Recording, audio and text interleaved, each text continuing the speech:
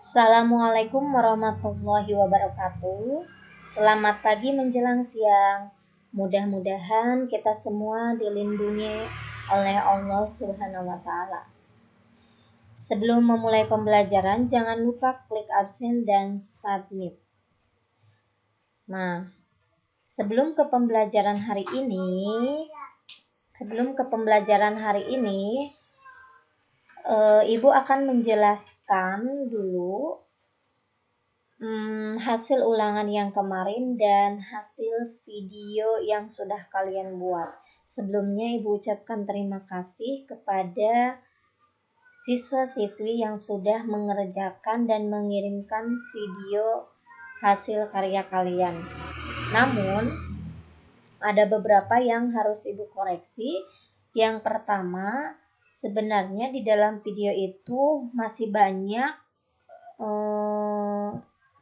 yang belum bisa memahami maksud dari tugas yang Ibu berikan. Jadi, yang Ibu harapkan kalian setelah memahami bentuk-bentuk perubahan sosial, kalian praktikkan. Misal, bentuk perubahan sosial kecil. Nah, kalau perubahan sosial kecil itu kan tidak berpengaruh terhadap lembaga-lembaga kemasyarakatan yang lainnya. Misalnya tentang perubahan gaya rambut atau perubahan pakaian. Nah, di situ kalian peragakan perubahan pakaian zaman dulu dengan zaman sekarang seperti apa. Nah, seperti itu. Jadi kalian memperagakannya sendiri, kemudian dijelaskan. Nah, yang kalian peragakan itu termasuknya ke dalam bentuk perubahan apa, seperti itu. Karena yang Ibu lihat kebanyakan kalian hanya menampilkan perubahan-perubahan yang terjadi di masyarakat, namun tidak memberikan penjelasan secara rinci termasuk ke dalam bentuk perubahan apa. Seperti itu. Nah, untuk yang belum ulangan, Ibu berikan kesempatan 1 kali lagi di jam pelajaran Ibu, silahkan kerjakan ulangan yang kemarin. Dan bagi yang nilainya masih di bawah KKM dan masih banyak yang di bawah KKM, ini silahkan kalian mengejar ketertinggalan nilainya dengan lebih giat lagi belajar, dan tentunya ketika ada kuis silahkan dikerjakan dengan baik. Nah, langsung saja ke pembelajaran hari ini. Sebelumnya kita kan sudah mempelajari tentang faktor-faktor penghambat dan pendorong terjadinya perubahan sosial. Nah, di pertemuan kali ini kita akan memahami tentang perubahan sosial, kemajuan masyarakat, dan perkembangan masyarakat menuju kehidupan masyarakat yang demokratis. Nah, di sini yang harus kalian pahami itu yaitu 1, pengertian modernisasi, yang kedua yaitu tentang ciri-ciri manusia modern, yang ketiga itu tentang gejala-gejala modernisasi dan yang lainnya. Dan materi ini sudah Ibu ringkas se-esensial mungkin, jadi silakan kalian boleh merangkumnya dari PowerPoint yang Ibu jelaskan. Syukur-syukur kalian mencari materi dari sumber-sumber yang lain agar lebih lengkap. Nah, modernisasi ini tidak asing lagi di telinga kalian, karena memang kalian itu hidup di zaman modern seperti sekarang ini, dan tentunya kalian juga pasti merasakan kehidupan yang memang sebelum terjadinya modernisasi seperti ini. Nah, modernisasi itu suatu proses perubahan sosial di mana masyarakat yang sedang memperbarui dirinya berusaha mendapatkan ciri-ciri atau karakteristik yang dimiliki masyarakat modern. Jadi di sini ada usaha yang dilakukan oleh manusia agar mereka bisa sesuai gitu dengan masyarakat modern yang lainnya. Nah, kemudian Di sini bisa kita lihat bahwa perubahan peralatan yang digunakan seseorang menjadi makin canggih. Nah, itu juga termasuknya ke dalam cakupan modernisasi. Seperti yang kalian rasakan saja, zaman dulu itu kan telepon masih telepon duduk yang ada di rumah-rumah ya, atau wartel. Nah, sekarang telepon itu bisa dibawa kemana-mana, terus lebih canggih, lebih bagus, dan lebih banyak fungsinya. Begitu juga dengan laptop. Zaman dulu masih menggunakan komputer duduk yang tidak bisa dibawa kemana-mana. Sekarang bisa menggunakan laptop yang mudah dibawa kemana-mana. Nah, kemudian apa sih ciri-ciri manusia modern? Nah, salah satunya sebenarnya ciri-ciri manusia modern ini orangnya itu selalu berorientasi ke depan. Jadi segala sesuatunya dipikirkan untuk masa depan. Nanti masa depannya seperti apa. Jadi kalian jika ingin mendapatkan label sebagai manusia modern, berusahalah berorientasi ke depan. Jadi maksudnya itu juga bisa dijadikan motivasi supaya kalian sekarang tidak berleha-leha karena memikirkan masa depan kalian nanti seperti apa. Jangan kumaha engke, tapi nanti bagaimana, seperti itu. Di samping itu, orang yang mempunyai ciri-ciri manusia modern itu selalu peka terhadap masalah-masalah di lingkungan sekitarnya. Nah, jadi kalian juga harus peka terhadap permasalahan-permasalahan yang ada di lingkungan sekitar. Nah, kemudian di sini biasanya bentuk perubahan dalam artian modernisasi ini biasanya direncanakan. Jadi perubahannya terjadi secara direncanakan. Sedangkan objek perubahannya itu biasanya ke seluruh aspek yang terkait dengan manusia. Nah, di samping itu biasanya ciri manusia modern juga ini menjunjung tinggi sikap di mana imbalan yang diterima oleh seseorang harus sesuai dengan prestasinya dalam masyarakat. Jadi di sini misal kalian ingin mendapatkan nilai yang besar, sedangkan usaha kalian untuk belajar itu bermalas-malasan, ya tidak mungkin mendapatkan nilai yang besar. Seperti itu.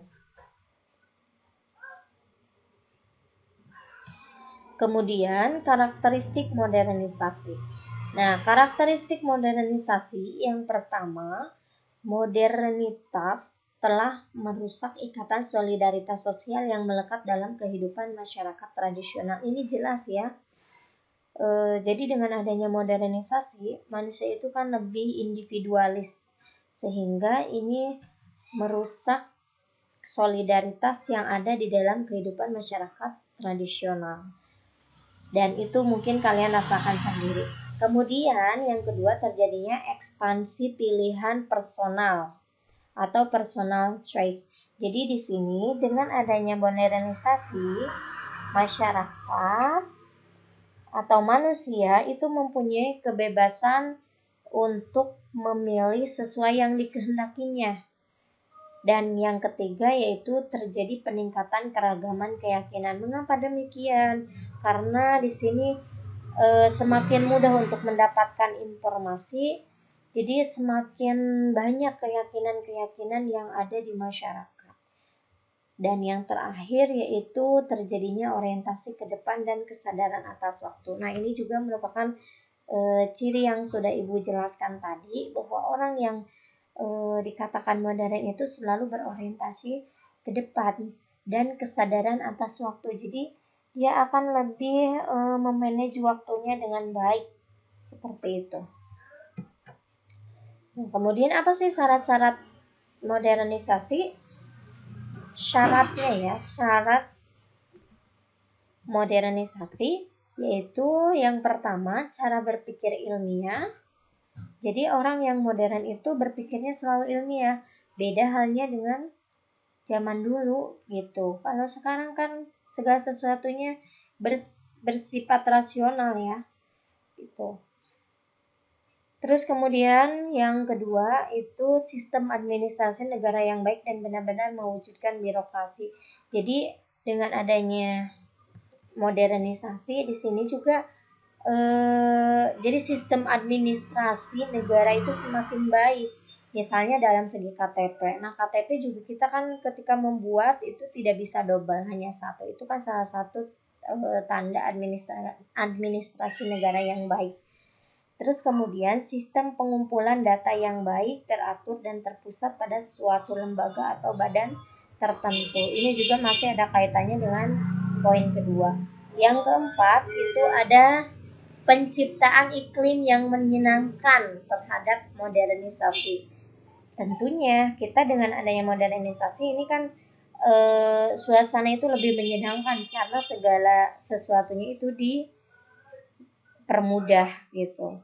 Terus kemudian yang kelima yaitu tingkat organisasi yang tinggi, hanya sentralisasi wewenang yang tidak mementingkan kepentingan pribadi atau golongan. Terus kemudian sikap mental manusia modern. Nah, sikap mental dan nilai budaya suatu masyarakat sangat menentukan diterima atau ditolaknya suatu perubahan atau modernisasi. Jadi, di sini kita harus punya mental yang dapat menjadi pendorong proses modernisasi. Jadi, kalau kalian ingin maju, maka kita harus punya sikap mental rajin, tepat waktu, berani mengambil resiko, disiplin, kompetitif, adil, jujur, rasional, toleran, dan peduli lingkungan. Nah, gejala-gejala modernisasi ini ada 4. Yang pertama, gejala modernisasi di bidang sosial, kedua di bidang ekonomi, ketiga di bidang politik, dan keempat di bidang budaya. Nah, di bidang sosial ini ditandai dengan banyaknya kelompok-kelompok sosial yang ada di masyarakat. Jika di bidang ekonomi ini semakin mudahnya masyarakat untuk melakukan transaksi atau semakin kompleksnya kebutuhan manusia, sehingga di sini juga memicu terjadinya membuka peluang usaha yang lebih besar. Terus yang ketiga yaitu dari segi politik. Dari segi politik ini banyaknya negara-negara yang sudah bisa terlepas dari penjajahan. Di samping itu juga adanya hak-hak asasi manusia yang dijamin. Dan yang terakhir yaitu gejala sosial modernisasi di bidang budaya. Nah, di bidang budaya ini seperti yang kalian rasakan, jadi budaya-budaya zaman dulu itu sudah tergerus oleh perkembangan zaman sekarang karena adanya budaya-budaya asing yang masuk ke Indonesia. Itu gejala modernisasi. Nah, ini seperti di contoh ini termasuk gejala modernisasi di bidang sosial. Jadi semakin banyak kelompok baru dalam masyarakat. Nah, kemudian di sini ada proses perubahan sosial dan kesinambungan masyarakat Indonesia. Jadi untuk mencapai perubahan tentunya ini diperlukan adanya saluran-saluran perubahan sosial budaya. Nah, saluran perubahan tersebut meliputi bisa melalui lembaga, baik itu dalam bidang pemerintahan, ekonomi, pendidikan, agama, rekreasi, dan sebagainya. Jadi kalau ingin mencapai suatu perubahan ini harus ada agent of change-nya.